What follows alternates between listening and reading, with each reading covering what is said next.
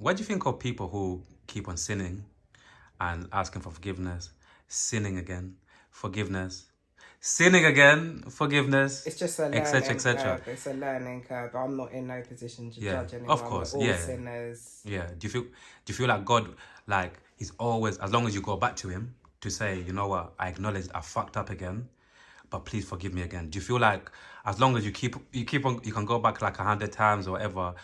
Do you feel like God would honestly always forgive you as long as like you're out, like I said, Yeah, as long as you you've go to him and say, acknowledged, listen, I yeah. know I fucked up again, but please forgive me again. You get me? Mm-hmm.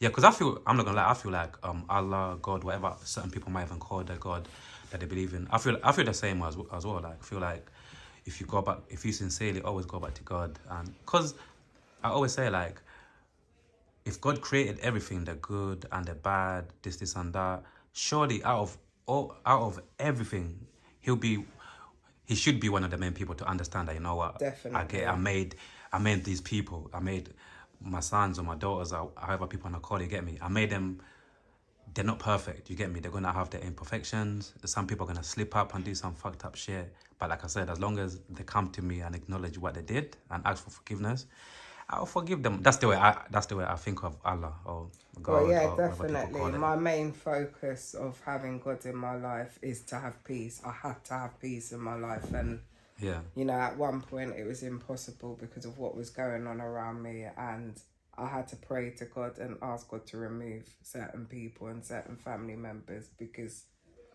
I could not display the best version of myself because I was constantly getting sucked in and pulled in with things that don't concern me. Don't concern, People's yeah. problems ended up becoming my problems, which is unfair to myself and to my children because I have two little people depending on me, and if I'm not right or not feeling great, it affects them. And sometimes we can have some very selfish people around us as friends and in our families. Yeah. And you have to set that boundary to just say, do you know what? Like, you lot need to respect the boundaries. If I'm not available, I'm not available. Like, just give me that time. Understand I've got stuff going on in my own life. I'm not Superwoman.